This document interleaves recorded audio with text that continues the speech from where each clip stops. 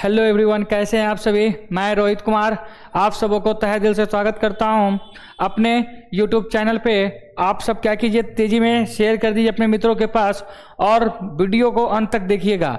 देखिए, हम कल जो सीरीज लेकर के आए थे आधुनिक भारत का, और आधुनिक भारत का जो फर्स्ट क्लास लिए थे, उस आधुनिक भारत के फर्स्ट क्लास में हम सब कोशिश किए थे आपको एकदम अच्छी तरह से समझाने का, और हमको ऐसा लगा कि आप सब अच्छी तरह से समझे भी।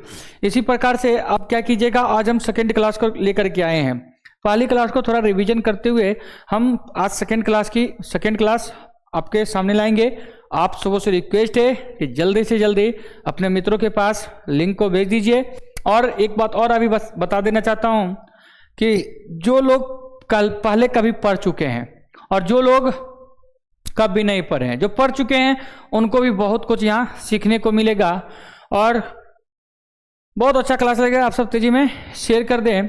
और यहाँ पर देखिए, सभी परीक्षा में यह कल भी बताए थे कि सभी परीक्षा में एग्जाम इससे बहुत ज़्यादा रहता है, ठीक है ना। अगर जो आप ग्रेजुएशन लेवल के कोई भी एग्जाम की तैयारी कर रहे हैं, ठीक है ना, तो ये भाई एकदम कंफर्म रखिए कि बहुत ज़्यादा क्वेश्चन, अगर जो सबसे ज़्यादा क्वेश्चन रहता है तो इसी से रहता है, ठीक है ना, आधुनिक भारत से ही रहता है, ठीक है।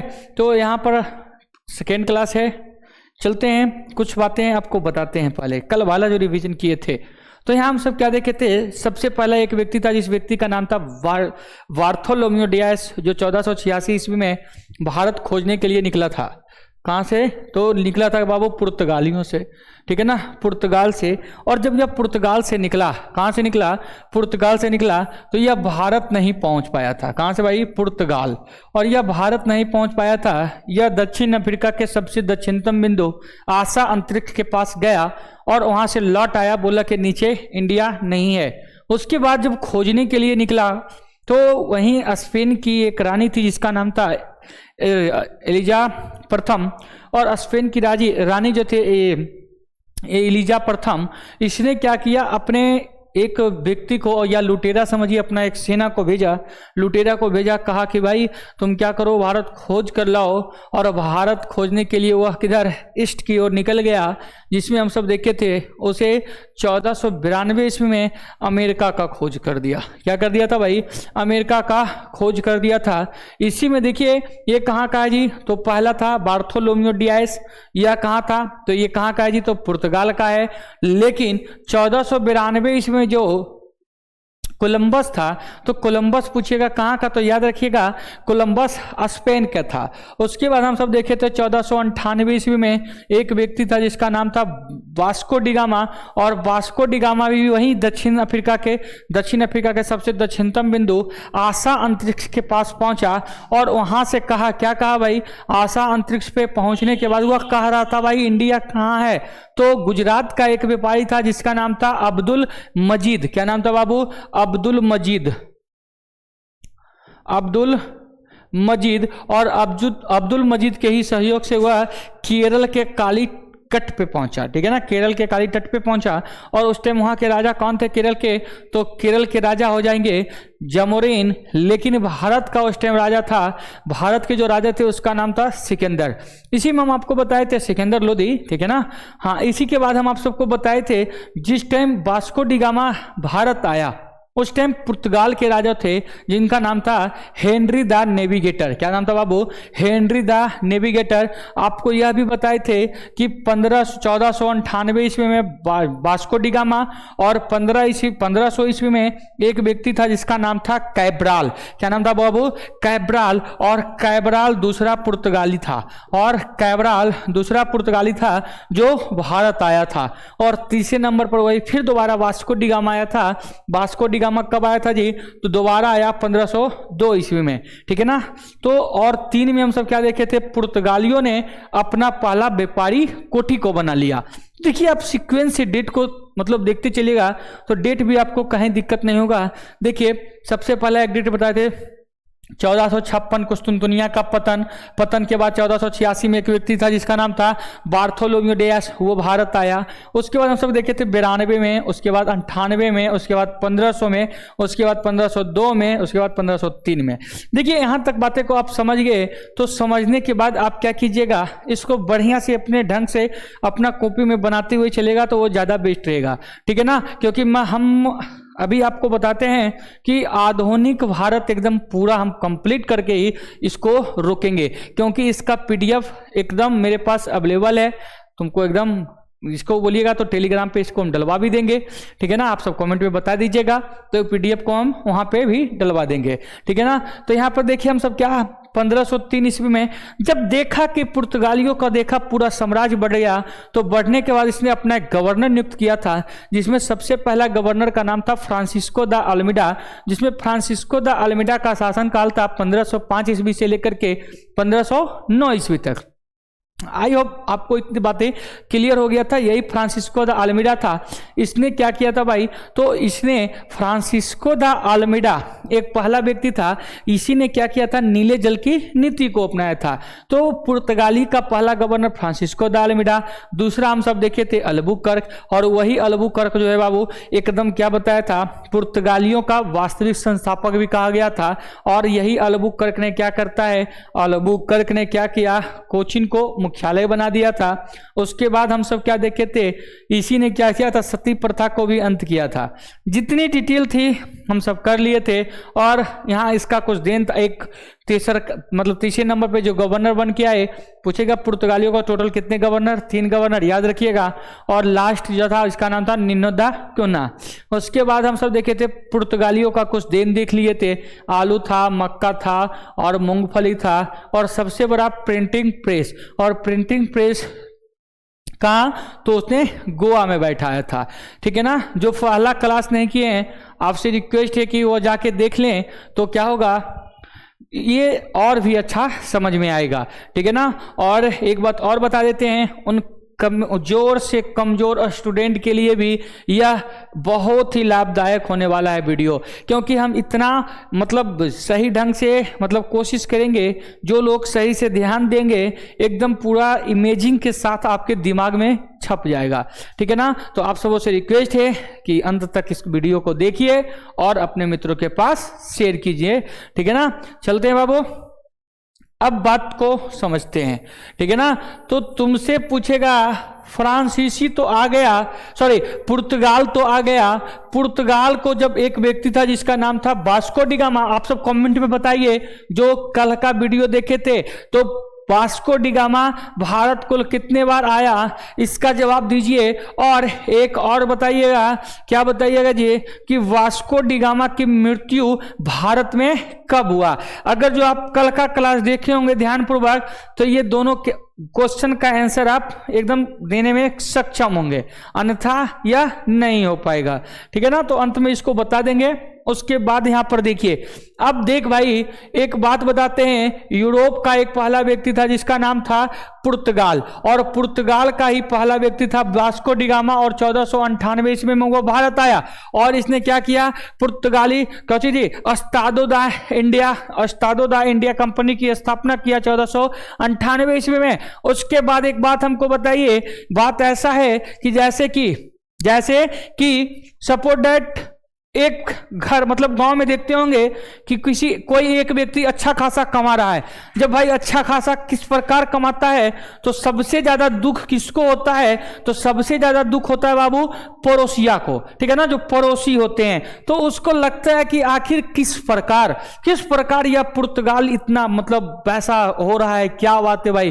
तो तुमको एक कहानी भी था, अली बाबा 40 चोर, वो गए, उसके बाद देखे कि भाई मेरा भाई एकदम गरीब था, एक वजह से राजा कैसे हो गया। उनको 40 चोरों की कहानी आप सुने होंगे। तो यहीं से उनको खजाना मिल गया था, और उनके भाई को लगा था कि मतलब हम भी जाएंगे और हम भी एक बार राजा बन जाएंगे। तो यही बात यहां होने वाला था। तो कहानी में तो खैर अली बाबा के मतलब जो भाई थे वो मारे जाते हैं, लेकिन यहाँ पर ऐसा कुछ नहीं है, ठीक है ना। तो यहाँ पर देखा पुर्तगाल भारत के साथ बिजनेस कर रहा है तो बहुत ज्यादा फायदा हो रहा है, तो वहां पर के और जितने भी देश थे वह सोचे कि हमको भी वहां जाना चाहिए, और आपको जान के सहयोग होगा। एक था जिसका नाम है डच ईस्ट इंडिया कंपनी, उसके बाद उससे पहले और याद रखिएगा एक याद है ईस्ट इंडिया कंपनी, और ईस्ट इंडिया कंपनी की स्थापना 1600 ईस्वी में होता है, ठीक है ना भाई। उसके बाद एक रहता है डच ईस्ट इंडिया कंपनी। देखिए एक बात और आपको बता देते हैं,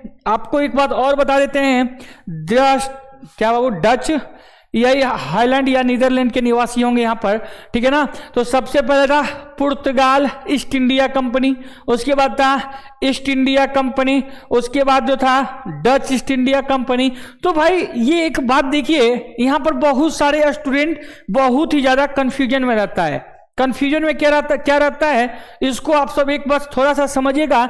सर या ईस्ट इंडिया आखिर क्यों लगा रहे हैं? तो आप याद कीजिएगा, हम पीछे के क्लास में बताए थे यह भारत था, और भारत से ये साइड में यूरोप का देश, और इधर से खोजने यहाँ तक आया था। जब इधर खोजने के लिए गया था तो नाम रखा गया था भाई भारत खोजने के लिए।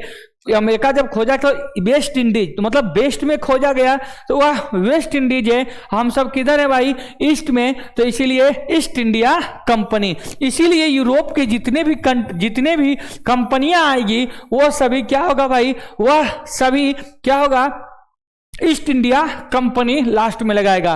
तो यहां पर देखिए पुर्तगाल ईस्ट इंडिया कंपनी की स्थापना, देखो भाई तुमसे पूछ सकता है, देखिए पुर्तगाल ईस्ट इंडिया कंपनी, यहां पर एक कॉन्सेप्ट है, इसको तो आप सब ध्यान से सुनिएगा, ठीक है ना। तो सबसे पहला जो है वह कौन था, तो पुर्तगाल ईस्ट इंडिया कंपनी, पुर्तगाल ईस्ट इंडिया कंपनी,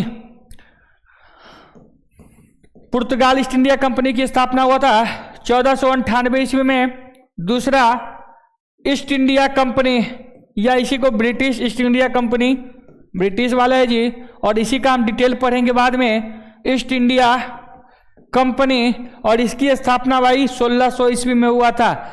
तीसरा नंबर पर था, उसका नाम है डच ईस्ट इंडिया कंपनी,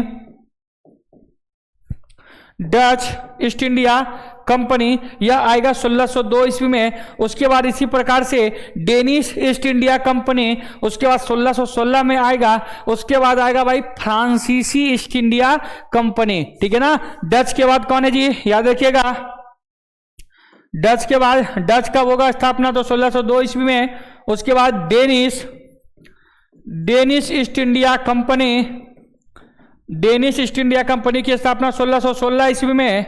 और एक है भाई फ्रांसीसी ईस्ट इंडिया कंपनी, और फ्रांसीसी ईस्ट इंडिया कंपनी की स्थापना 1664 ईस्वी में। भाई यही इतनी कंपनियां हैं, ठीक है ना। यूरोप की इतनी ही कंपनियां हैं जो भारत में आकर क्या किया, व्यापार करने के मकसद से आया था। टोटल कितना, तो टोटल 5 है, ठीक है ना। जिसमें एक बात और बता देते हैं, ये सारी कंपनी, ये 5 के 5 कंपनियां यह सरकारी कंपनी है, बस एक के अलावा ईस्ट इंडिया कंपनी जो है वह प्राइवेट कंपनी है, ठीक है ना। और बाकी जितने भी हैं बाबू कैसे हैं, वो सभी सरकारी है, ठीक है ना। वो सभी कैसे हैं भाई, सरकारी है, ठीक है ना। तो हम सब क्या देख लिए थे, पुर्तगाल का कहानी हम सब देख लिए थे। अब यहां पर क्या होता है, ईस्ट इंडिया कंपनी की कहानी हम स्टार्ट करने वाले हैं। इससे पहले एक बात और आपको हम समझाना चाहते हैं, आप सब एकदम ध्यान पूर्वक समझने का कोशिश कीजिएगा, ठीक है ना। आप सब समझने का कोशिश कीजिएगा। 1 मिनट,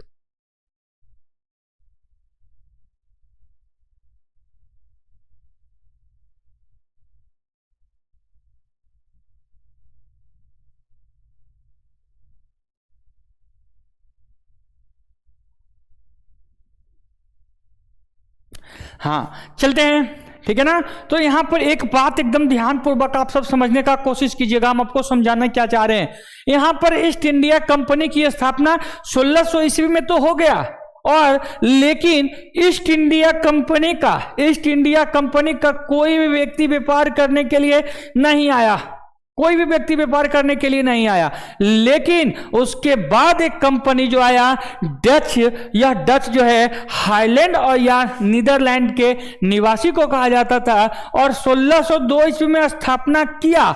1602 ईस्वी में स्थापना किया और वह पहले आ गया व्यापार करने के लिए। बात को नहीं समझे तो एक बात और बता देते हैं, कोई का स्टूडेंट जो होता है बच्चा वाला जीवन जिया होगा, तो बच्चा क्या हुआ जी, एडमिशन बाबू का हो गया, छोटका का एडमिशन तो हो गया, लेकिन पढ़ने के लिए नहीं जाएगा। जैसे 1 महीना के बाद काहे जी, तो काहे बाबू तोरा नानी घर गया है, एडमिशन उसका करवा दिया गया, लेकिन अभी वो आया नहीं है। यहीं पर हुआ ईस्ट इंडिया कंपनी की स्थापना तो हो गया, लेकिन क्या हुआ जी, व्यापार करने के लिए कोई नहीं आया। ठीक है ना, तो आएगा कौन, तो पहले पढ़ेंगे हम डच के बारे में। और डच पहले एडमिशन, बाद में एडमिशन करवाया, लेकिन स्कूल जाना शुरू कर दिया पहले, मतलब एडमिशन बाद में करवाया। एडमिशन मतलब स्थापना, अपना डच का स्थापना किया 1602 ईस्वी में। स्थापना करने के बाद वह जस्ट चला आया। क्या आया बाबू, जस्ट चला आया। तो आप सबों से रिक्वेस्ट है कि एकदम तेजी में आप सब बनाकर सुनिएगा। यहां पर देखिए, हम पुर्तगाल ईस्ट इंडिया कंपनी तो हम अच्छी तरह से देख लिए थे। आज जो हम सब देखेंगे डच ईस्ट इंडिया कंपनी, ये आपको यहां पर दिख रहा होगा। ठीक है ना, तो आप सब रिक्वेस्ट है, आपका रिक्वेस्ट है कि अब एकदम ध्यान पूर्वक यहां दिमाग चाहिए। अगर जो आप यहां रहिएगा तो एकदम चीजें आपको एकदम क्लियर समझ में आते रहेगा। ठीक है ना, जल्दी से एक बार क्लास स्टार्ट हो रहा है बाबू, एकदम एक बार जोर लगा के शेयर कीजिए अपने मित्रों के पास और लाइक बटन एकदम दबा दीजिए। ठीक है ना, क्योंकि लाइक देखने के बाद ही एकदम अंदर से मनोबल लगता है कि भाई हम सही बच्चे को समझा पा रहे हैं। तो आप सबों से रिक्वेस्ट है कि एकदम तेजी में क्या कीजिए, अपने मित्रों के पास भेज दीजिए। तो सबसे पहले हम पुर्तगाल देख लिए, अब हम देखेंगे क्या, तो east India, sorry Dutch east India company. यहां क्या कह रहा है, देखिए डच ईस्ट इंडिया कंपनी की स्थापना 1602 ईस्वी में, यह हम पहले ही बता दिए हैं। 1602 ईस्वी में भाई डच इंडिया कंपनी की स्थापना हुआ। डच पुर्तगाल के बाद भारत आया। ठीक है ना, एक बात और बताते हैं, स्थापना की बात करेगा तो स्थापना हुआ है ईस्ट इंडिया कंपनी का, लेकिन भारत आया है तो डच, पुर्तगाल के बाद भारत आया है बाबू, कौन, तो डच आया है, क्योंकि यह स्थापना कर दिया ईस्ट इंडिया कंपनी 1600 में, लेकिन वह भारत नहीं आया है। ठीक है ना, चलते हैं इसको बाद में भी देखते हैं। यहां पर फिर से देखिए 1696 ईस्वी में, ठीक है ना जी, जिस प्रकार आपको बताए थे पुर्तगाल का पहला व्यक्ति था वास्को डी गामा, जो 1498 ईस्वी को भारत आया। उसी प्रकार से पुर्तगाल का नहीं, डच का पहला व्यक्ति कौन है जी, हॉटमैन। क्या है भाई, हॉटमैन डच का पहला व्यक्ति है जिनका नाम है हॉटमैन, और 1596 ईस्वी में वह डच का पहला व्यक्ति भारत आया। डच का पहला व्यक्ति कहां है बाबू, भारत आने वाला पहला है। ठीक है ना, प्रथम नागरिक था। ठीक है ना, अब यहां पर आपको फिर बताए थे कि जिस प्रकार जिसको जैसा प्रॉफिट होगा वह अपना क्या करेगा, कोठी बनाएगा। क्या करेगा भाई, कोठी बनाएगा। तो एक बात और बता देते हैं डच के बारे में, यहां पर आगे भी देखेंगे, लेकिन थोड़ा सा यहां पर आप सब ध्यानपूर्वक समझने का कोशिश कीजिए। यहां देखिए बाबू, यही है, ठीक है ना, यही है।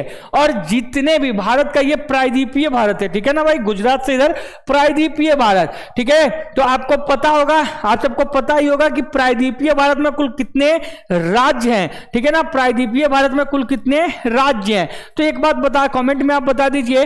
तो यहां पर एक बात और बता दीजिए, यह पश्चिमी साइड है और यह पूर्वी साइड है, ये तो पता ही होगा। तो एक बात और बता देते हैं, चाहे कोई भी कंपनी, चाहे पुर्तगाल हो, चाहे फ्रांसीसी हो, चाहे ईस्ट इंडिया कंपनी हो, चाहे कोई भी हो, डेनिश हो, सभी आएगा मसालों के लिए, लेकिन वस्त्र भारत में किसने लाया, जिसका नाम बाबू डच है। क्या है जी, डच है। और यह मसाले के लिए भारत नहीं आया क्या चीज के लिए, वस्त्र के लिए। और भारत में वस्त्र का योगदान या निर्वाच किसने किया, तो उस व्यक्ति का नाम हो जाएगा बाबू डच। और एक बात और बता देते हैं, जितने भी कंपनियां आएगी वह पश्चिमी साइड अपना व्यापारिक कोठी या रुकेगा, लेकिन यह डच एकमात्र ऐसा है, यह पश्चिमी साइड ना बना करके यह किधर गया बाबू, मसूलीपट्टनम पूर्वी साइड सबसे पहला व्यापारिक कोठी को बनाया है। ठीक है ना। तो यहां देखिए 1605 ईस्वी में इसने अपना सबसे पहला व्यापारिक कोठी बनाया किधर, तो मसूलीपट्टनम में। और मसूलीपट्टनम बाबू यही चेन्नई के पास यहीं पर पूर्व साइड में स्थित है। कहां है बाबू, पूर्व साइड में स्थित है। आई होप आपको समझ में आ रहा होगा। ठीक है ना। तो याद रखिएगा, डच ईस्ट इंडिया कंपनी की स्थापना 1602 ईस्वी में। डच का पहला व्यक्ति कौन था जो भारत आया, तो उसका नाम था हॉटमैन। क्या नाम था बाबू, हॉटमैन। कब आया, तो 1596 ईस्वी में। यह पश्चिमी साइड ना बना करके कोठी या पूर्व साइड पे ध्यान रखा। और इसने 1605 ईस्वी में इसने मसूलीपट्टनम में इसने अपना क्या किया छोटका, अपना सबसे पहला व्यापारिक कोठी को बनाया। ठीक है ना। व्यापारिक कोठी सबको बता दिए थे आप सब, एक बार जो नहीं देखे वह पीछे क्लास में उसको समझा गया, वो देख सकते हैं। ठीक है ना। तो यहां देखिए सबसे पहला 1605 ईस्वी में, 1605 ईस्वी में कहा, तो मसूलीपट्टनम। 1608 ईस्वी में कहां बाबू, तो 1608 में कहां करता है, सूरत में करता है। कहां करता है, 1608 में सूरत। यहां याद रखिएगा 1605 में मसूलीपट्टनम, 1608 ईस्वी में सूरत और 1618 ईस्वी में पटना। याद करिएगा यही पटना जो है अपना। ठीक है ना। तो पटना में देखिए जो सरकार साइन कॉलेज है ना भाई, तो वर्तमान में यह पटना कॉलेज के वर्तमान पूर्वारी वाले भाग, पूर्व साइड में जो मतलब बिल्डिंग बना हुआ है, वही पहले क्या हुआ करता था, तो वह डच का व्यापारी सेंटर हुआ करता था। डच का व्यापारी सेंटर हुआ करता था। मतलब 1605 ईस्वी में क्या किया, पूर्व यहाँ 1605 ईस्वी में मसूलीपट्टनम, 1608 ईस्वी में कहाँ छुटका, तो सूरत में बना दिया। और 1618 ईस्वी में पटना और 1663 ईस्वी में कहाँ, तो कोचीन में। और यह एक बात और सुन लीजिए, यह मसाले के स्थान पर वस्त्र का प्राथमिकता दिया। मतलब बात को समझिए, यह किसके लिए भारत आया, तो वस्त्र के लिए। जो हम पहनते हैं आज, जो हम पहन रहे हैं, वह किसका देन है, तो याद रखना बाबू, वह किसका देन है, तो वह किसका है जी, तो डच का देन है। किसका देन है बाबू, डच का देन है। आई होप आपको समझ में आ रहा होगा। ठीक है ना। क्योंकि इस प्रकार से ही मतलब कुछ है ही नहीं, बस कहानी ढंग से समझते रहिए, मजा लेते रहिए। तो सबसे पहले हम देखें डच ईस्ट इंडिया कंपनी की स्थापना 1602 ईस्वी में। जब एक बार हम दोहरा रहे हैं बाबू, तो आप सबों से रिक्वेस्ट है कि आप भी एकदम दोहराना शुरू कर दीजिए। तो यह क्या होगा, देखिए एक बात आप बताते हैं, क्योंकि क्लास में भी क्या करता है ना, ऑफलाइन क्लास में जब हम क्लास लेते हैं ना, तो बच्चा क्या करता है, मतलब हम ही रिवीजन मार रहे हैं। ठीक है ना। मतलब अगर जो कुछ भी रिवीजन करने का हो, तो मतलब हमको ही बोलना पड़ता। हम जैसे कि सपोर्ट डेट हो गया, जैसे कि देखिए मुगल, जैसे कि दिल्ली सल्तनत पढ़ा रहे हैं, और दिल्ली सल्तनत में शायद बलबंत हो जाए, हम बोले रक्त एवं लौ की नीति कौन अपनाया, तो खाली बस बलबंत। सिजदा एवं पैबोस कौन किया, तो बलबंत। मतलब सिजदा एवं पैबोस नियम किसने लगाया, हम इतना बोलते हैं और स्टूडेंट खाली बलबंत बोलता है। ठीक है ना। तो आप सबों से रिक्वेस्ट है कि आप सब भी बोलिए, क्योंकि बोलने से क्या होगा, अच्छा होगा, कुछ बातें समझ में आएगा। अगर जो लगेगा, अगर जो क्या होगा ना कि मतलब किसी को लगता है ऑफलाइन में ना हम बोलते हैं, क्या करता है ना, एकदम पढ़ा रहे गुमगाम देख रहा है, तो भाई जो मुंह में दही जमल है ना, उस दही को लगता है किसी को ना कि बोल देंगे तो दही गिर जाएगा। हाँ भाई, गिरा दे उसको। ठीक है ना। जब रिवीजन कर रहे हैं तो आप भी बोलते रहिए, तो ज्यादा मजा आएगा। ठीक है ना। उस दही को नीचे गिरा दो।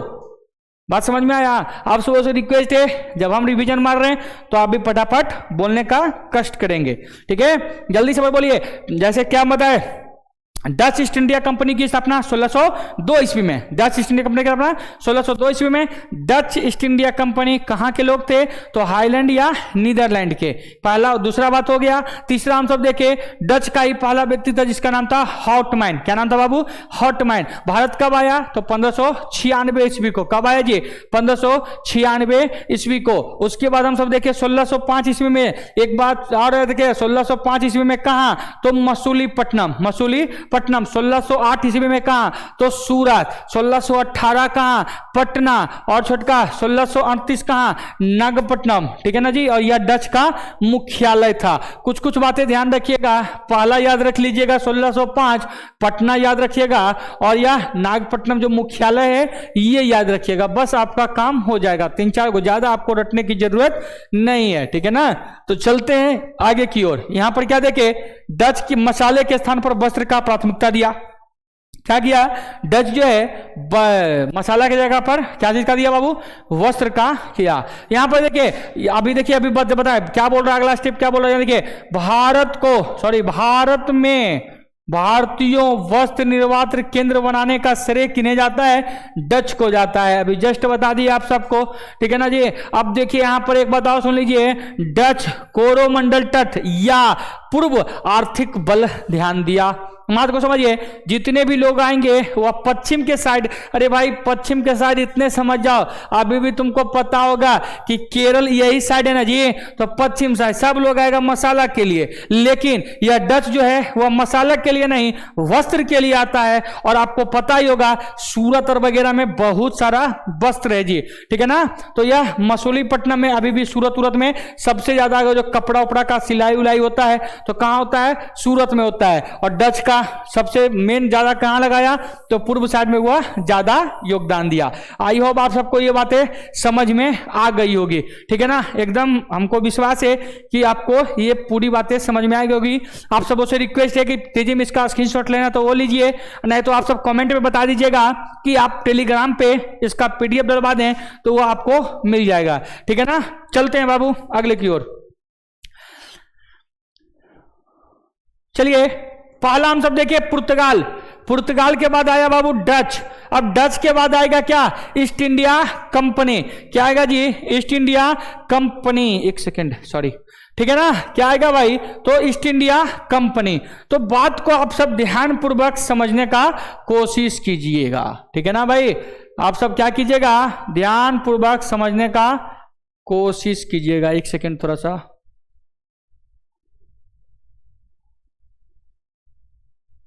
चलिए हो गया। देखिए अभी हम जस्ट आपको बताए क्या यहां पर जी, ईस्ट इंडिया कंपनी की स्थापना 31 दिसंबर 1600 ईस्वी, मतलब एक दिन पहले और 19-20 होता तो कितना हो जाता जी, 1601 ईस्वी में ईस्ट इंडिया कंपनी की स्थापना कब हुआ, 31 दिसंबर 1600 ईस्वी को। और अब एक बात बताओ भाई, किसी का मतलब स्थापना कर रहा है तो उस टाइम वहां की रानी कौन थी और किनके दस्तखत से यह हुआ, ठीक है ना। तो याद रखिएगा एलिजा प्रथम, ठीक है ना, एलिजाबेथ प्रथम, ठीक है ना। एलिजाबेथ के हस्ताक्षर से ईस्ट इंडिया कंपनी की, कंपनी लिखा हो तो डाल लीजिएगा, कंपनी की क्या किया गया भाई, स्थापना किया गया। तुमसे बहुत खतरनाक क्वेश्चन पूछ सकता है, क्या पूछ सकता है, ईस्ट इंडिया कंपनी की स्थापना कब हुआ, तो ईस्ट इंडिया कंपनी की स्थापना 1600 ईस्वी में हो गया। कब हो गया भाई, 1600 ईस्वी में, 31 दिसंबर 1600 ईस्वी में। किसके दस्तखत से हुआ, तो याद रखिएगा महारानी जो रहती है वहां अभी भी राजा महाराजा बाबू, ठीक है ना, वहां की रानी जो थी उसका नाम था एलिजाबेथ। और इन्हीं की दस्तखत से क्या हुआ, ईस्ट इंडिया कंपनी की स्थापना हुआ। जिसके समय ईस्ट इंडिया कंपनी की स्थापना हुआ उस समय भारत के शासक कौन थे। आप सब देखिए बहुत ही बढ़िया क्वेश्चन पूछ सकता है, जिस टाइम ईस्ट इंडिया कंपनी की स्थापना हुआ, ईस्ट इंडिया कंपनी की स्थापना कहां, भारत में हुआ। और भारत में किसके दस्तखत से, भाई वहां की रानी तो कर दिया कि हम यहां पर स्थापना करना चाहते हैं, तो भाई यहां का राजा रहेगा तब तो ना। हाँ, तो भारत का जो राजा था, तो याद कीजिए यह 1600 ईस्वी में, 1605 तक के बाद आता है जहांगीर। उससे पहले मुगल बादशाह कौन हुआ करते थे भाई, अकबर। मुगल बादशाह कौन, अकबर के समय हुआ, ठीक है ना। फिर से दूसरा देखिए, एक बात और बताते हैं, एक बात हम आपको और बताना चाहते हैं। एलिजा प्रथम जो है या एलिजाबेथ जो है वह किसको, जो कंपनी या प्राइवेट कंपनी है, और उस कंपनी को क्या कर दिया, 10 वर्षों का व्यापारिक एकाधिकार दिया। कितने वर्षों का भाई, 10 वर्षों का व्यापारी एकाधिकार। सर ये इसका मतलब क्या होता है, तो भाई सुनिए, व्यापारी एकाधिकार का मतलब होता है, क्योंकि आगे चलिएगा तो एकाधिकार 2 चीजों पर दिया जाता है, एक प्रशासनिक और एक व्यापारिक, एक प्रशासनिक एक व्यापारिक। तो भाई यहां पर देखे होंगे जैसे कि सपोर्ट एक बात समझिए, व्यापारिक एकाधिकार मतलब कोई चीज है, ठीक है ना, तुम गांव देहात में देखते होगे, क्या देखते होगे जी, मतलब कोई भी चीज का डाक वगैरह करवा लेता है, तो डाक वगैरह करवाने के बाद अब चीज हुआ है, वहां पर कौन काम करेगा, तो व्यापार, वही व्यापार कर सकता है, दूसरा कोई नहीं कर सकता है। जैसे तुम सब देखे होगे, तुम सब खेलता भी होगा, जुआ तो सब कोई खेलता होगा ना जी, हाँ खेलता ही होगा कन्फर्म। तो क्या जुआ क्या खेलता है, गांव में सभी लोग खिला देगा, नहीं, उसका क्या होता है, वोट देकर या कुछ पैसा देकर के कुछ होने के बाद क्या करता है, उसको अधिकार दिया जाता है कि भाई फलना मतलब मेला में या कोई दुर्गा पूजा के मेला हो जाए, चाहे छठ पूजा का या काली माँ का या गणेश चतुर्दशी में, मतलब यहां पर जुआ खिलाएगा कौन, तो फलना आदमी ही खिला सकता है, क्यों, दूसरा कोई नहीं खिला सकता है। ऐसा क्यों, तो ऐसा इसलिए क्योंकि उसको व्यापारिक एकाधिकार मिल गया है, मतलब उसी को इजाजत दे दिया गया है कि आप क्या कीजिएगा, आप ही सिर्फ खिला सकते हैं, दूसरा कोई नहीं, ठीक है ना। तो चलते हैं बाबू, ध्यान रखिएगा, व्यापारिक अधिकार मतलब इस क्षेत्र पर कोई है तो एक ही व्यक्ति अधिकार कर सकता है, दूसरा कोई नहीं। मतलब ये ईस्ट इंडिया कंपनी एलिजा प्रथम सपोर्टेड ईस्ट इंडिया कंपनी को क्या कर दिया कि भाई तुम जाओ भारत, और भारत के साथ बस तुम ही व्यापार कर सकते हो, ब्रिटेन की कोई भी कंपनी अब यहां भारत व्यापार करने नहीं जाएगी। बस एक व्यक्ति को बोल दिया कि ये कंपनी जाएगा तो बस एक ही कंपनियां जाएगा, ठीक है ना। चलते हैं आगे की ओर बढ़ते हैं, ठीक है ना, चलते हैं। अब देखिए क्या कर रहा है, जिस समय ईस्ट इंडिया कंपनी की स्थापना हुआ उस टाइम शासक कौन थे भारत का, तो भारत के शासक थे अकबर। एक क्वेश्चन हमको याद आ रहा है, कल हम पढ़ा रहे थे तो उसमें एक लाइव में हमको देखे, एक छोटा सा प्रॉब्लम में थोड़ा सा कंफ्यूजन था और स्टूडेंट को थोड़ा सा उसको हम क्लियर कर देना चाहते हैं, ठीक है ना। हम क्या करना चाहते हैं, जो लोग देखे होंगे खैर उनको तो खैर समझ में आ गया होगा, कुछ एक मैसेज हम देखे थे, क्योंकि यह कंफ्यूजन थोड़ा सा दूर हो जाए तो वो ज्यादा बढ़िया रहेगा। क्या था उसको समझते हैं। जैसे हम आपको बताए थे पुर्तगाल जो था, पुर्तगाल 1494 ईस्वी में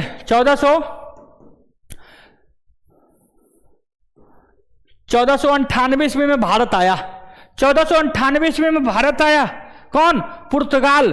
और भाई पुर्तगाल 1498 में भारत आया और कब गया, 1961 ईस्वी में भारत छोड़ के गया। तो छोटकी एक बात बताते हैं, जो कमेंट किए थे वो थोड़ा सा देखिए और बात को सुनिए। ये जो 1498 ईस्वी है इसमें पुर्तगाल के स्थापना किया गया, पुर्तगालियों को स्थापना किया गया। ये 1498 में पुर्तगाल का एक व्यक्ति था जिसका नाम था वास्को डी गामा। तो भाई वास्को डी गामा जो था ये 1498 में भारत आया और 1524 ईस्वी में इसकी मृत्यु भारत में ही हो गया। ये 61 हम बाबू ये बता रहे हैं कि यह एक पर्सनल व्यक्ति के बारे में हम चर्चा कर रहे थे जिसका नाम है वास्को डी गामा। लेकिन अब को बात बताइए हमको, सपोर्टेड क्या, वास्को डी गामा एक व्यक्ति आकर स्थापना कर दिया। अरे वास्को डी गामा का 1498 ईस्वी में भारत आने के साथ वो क्या कर दिया, पुर्तगाल ईस्ट इंडिया कंपनी की स्थापना कर दिया। अब आदमी अब वास्को डी गामा पार लग गया भाई, चला गया, मर गया। क्या मरने के बाद पुर्तगाल का व्यक्ति यहां का रहेगा ना जी, हाँ रहेगा। भारत आजाद हुआ 1947 ईस्वी में, लेकिन पुर्तगाली गया नहीं, पुर्तगाली गया नहीं, जाएगा कब, भागा कब छुटका, तो 1961 ईस्वी में, ठीक है ना। चलिए कंफ्यूजन खत्म हो गया होगा, चलते हैं हम जहां थे अब वहां आ जाते हैं। चलिए हो गया ना जी 31 दिसंबर, हाँ उस टाइम शासक कौन था, तो शासक हो जाएगा भाई अकबर। कौन हो जाएगा भाई, अकबर। एक बात और बताते हैं, अकबर की मृत्यु हो जाएगा भाई 1504 ईस्वी में, ठीक है ना, थोड़ा सा ध्यान, 1504 ईस्वी में। और 1505 ईस्वी में शासक बन जाएगा जहांगीर, 1505 में बन जाएगा जहांगीर। अब देखिए एक बात और बताते हैं, एक बात आपको और बताते हैं। क्या बताना चाह रहे हैं, ईस्ट इंडिया कंपनी की स्थापना 1600 ईस्वी में हुआ, लेकिन अभी कोई व्यक्ति नहीं आ रहा है, कोई व्यक्ति नहीं आ रहा है। आएगा कब, तो 1608 ईस्वी में इंग्लैंड के राजा जेम्स द्वितीय, इंग्लैंड के राजा जेम्स द्वितीय, और जेम्स द्वितीय का एक दूत था। दूत मतलब समझते होंगे जी, भूत। दूत मतलब क्या छुटका, भूत नहीं, छुटका हम कहने का मतलब, आप रामायण देखे होंगे तो राम भगवान का एक दूत बन के गया था, मतलब समझ ही गए होंगे। हाँ, अब ज्यादा बताने की आपको आवश्यकता नहीं है। तो जेम्स प्रथम का, ठीक है ना जी, इंग्लैंड के राजा जेम्स प्रथम, सॉरी जेम्स द्वितीय का पहला दूत, जिसका नाम है कैप्टन हॉकिंग्स। क्या नाम है भाई? Captain Hawkins, captain Hawkins, captain Hawkins. बलाय तुम भी बोलो रे, कैप्टन हॉकिंग्स। और कैप्टन हॉकिंग्स जहांगीर के दरबार में आया और जहांगीर इसको इंग्लिश खां की उपाधि दिया। क्या दिया भाई? इंग्लिश खां की उपाधि दिया। एक बात और बता देते हैं, इंग्लिश खां की उपाधि इसलिए दिया, इंग्लिश खां की उपाधि इसलिए दिया क्योंकि यह कैप्टन हॉकिंग सिर्फ इंग्लिश में बाँच रहा है। तुम भी देखता होगा गांव देहात में, एकदम कोई अगर जो इंग्लिश बोलेगा ना, है गजब, ठीक है ना जी। तो वही बात, इंग्लिश की जानकारी से एक बात बताओ, कैप्टन हॉकिंग्स इंग्लिश भी अच्छा जान रहा है जी, और फारसी भी जान रहा है। क्या कर रहा है जी? फारसी भी जान रहा है। क्यों? क्योंकि नहीं जानता तो, क्योंकि भारत में तो उस टाइम इंग्लिश चल नहीं रहा था, तो इंग्लिश बातें समझेगा तो फारसी में ना समझेगा। हाँ, तो भाई वह फारसी जान रहा था, और फारसी बात करने के लिए जहांगीर के दरबार में कौन आया? तो कैप्टन हॉकिंग्स जहांगीर के दरबार में आया, और जहांगीर कैप्टन हॉकिंग्स को इंग्लिश खां की उपाधि दिया। यहां भी क्वेश्चन बन गया जी, जहांगीर इंग्लिश खां की उपाधि किसे दिया? तो भाई याद रखिएगा, जहांगीर इंग्लिश खां की उपाधि कैप्टन हॉकिंग्स को दिया। किसको दिया भाई? कैप्टन हॉकिंग्स को दिया। चलते हैं, पहला व्यक्ति 8 में आया, और 8 में आने के बाद जहांगीर इससे ज्यादा प्रभावित नहीं हुआ, तो जहांगीर को यहां पर देख भाई स्थापित करने नहीं दिया। क्यों नहीं करने दिया वो समझते हैं एक बार। अच्छा बताओ, इससे पहले भी कंपनियां आई हुई है, अब बताओ कोई कंपनी जब पुर्तगाल पहले से आया हुआ है जी, और पुर्तगाल के साथ डच भी आ गया है, तो कोई व्यक्ति चाहेगा कि हम जो कर रहे हैं कोई और आके करे? नहीं करने देगा। बस यही बातें इसको करने नहीं दिया। उसके बाद 1616 में जेम्स द्वितीय का दूसरा दूत, जिसका नाम है सर थॉमस, क्या नाम है बाबू? सर थॉमस, और जहांगीर के दरबार में आया। कौन सी नाम था जी? Sir Thomas Roe. और यह किसके दरबार में आया? जहांगीर के दरबार में आया, जिससे जहांगीर प्रभावित हुआ, और उसे क्या करेगा? अब व्यापारिक कोठी बनाने का अधिकार दे देगा। क्या कर देगा भाई? व्यापारिक कोठी बनाने का अधिकार दे देगा। तो एक बार और रिवीजन मार देते हैं जल्दी से, बार तेजी में। क्या आया जी? ईस्ट इंडिया कंपनी की स्थापना 1600 ईस्वी में हुआ। जिस टाइम स्थापना हुआ उस टाइम किसके दस्तखत से हुआ? तो दस्तखत था बाबू किसका? एक सेकेंड, हाँ, एलिजाबेथ। क्या नाम था भाई? एलिजाबेथ के दस्तखत से हुआ। उस टाइम यहाँ के राजा कौन थे भारत के? तो अकबर हुआ करते थे। कौन हुआ करते थे? अकबर हुआ करते थे। और जहांगीर को, किसको बाबू? जो कंपनी थी, कंपनी को 20 वर्षों का एकाधिकार दे दिया। कितने वर्षों का? 20 वर्षों का एकाधिकार दे दिया। और एकाधिकार करने के बाद यह व्यापार स्थापना हो गया 1600 में। लेकिन जहांगीर के दरबार में 1608 ईस्वी में जेम्स द्वितीय का पहला दूत, जिसका नाम है कैप्टन हॉकिंग्स, और कैप्टन हॉकिंग्स जहांगीर के दरबार में पहुंचा, और जहांगीर उसे इंग्लिश खां की उपाधि दिया। उसके बाद एक व्यक्ति और जो 1616 ईस्वी में जेम्स द्वितीय का ही वह दूसरा दूत है, सर थॉमस रो। और सर थॉमस रो जो है भाई, वह किसके दरबार में? तो जहांगीर के दरबार में 1616 ईस्वी में आया। अब हम सब क्या करेंगे? अंग्रेज की व्यापारिक कोठी पे चर्चा करेंगे। अंग्रेज के व्यापारिक कोठी, ठीक है ना, क्योंकि जितनी भी कंपनियां आएगी वही क्या करेगा? अपना व्यापारिक कोठी को बनाएगा। तो भाई व्यापारिक कोठी कहने का मतलब यही कोठी जो था, मतलब सामान रखने के लिए यह अपना अपना व्यापारिक कोठी सबको ही बनाते थे। तो सबसे पहला देखिए 1608 ईस्वी में आपको बताए थे जहांगीर के दरबार में कौन आया था जी? Captain Hawkins. और 1608 ईस्वी में, कब? 1608 ईस्वी में सूरत में कैसा बनाया भाई? तो सूरत में हुआ अस्थाई बनाया। कैसा बनाया? तो सूरत में अस्थाई कंपनी को बनाया। देखो किसका अस्थाई कंपनी? तो सूरत में हुआ अस्थाई, ठीक है ना। अब देखिए 1611 ईस्वी में मसूलीपट्टनम में अस्थाई बनाया। यह दक्षिण भारत का पहला व्यापारी कोठी था, ठीक है ना। 1600 सबसे पहले 1608 ईस्वी में, 1608 के बाद आया कब? 1611, और 1611 में मसूलीपट्टनम में अस्थाई, ठीक है ना। अब यहां पर चलते हैं 1613 ईस्वी में सूरत में अस्थाई कोठी को बना दिया, ठीक है ना। चलते हैं आगे, कुछ बातें ये व्यापारी कोठी थोड़ा सा देख लीजिएगा और याद करने की कोशिश कीजिएगा, ठीक है ना। चलते हैं, अब देखिए, अब आगे मेरी बात सुनिए, क्योंकि अभी देखिए जब आप कोठी के बारे में नहीं समझिएगा तो आगे जब क्लास चलेगा तो उसमें आपको कन्फ्यूजन होगा।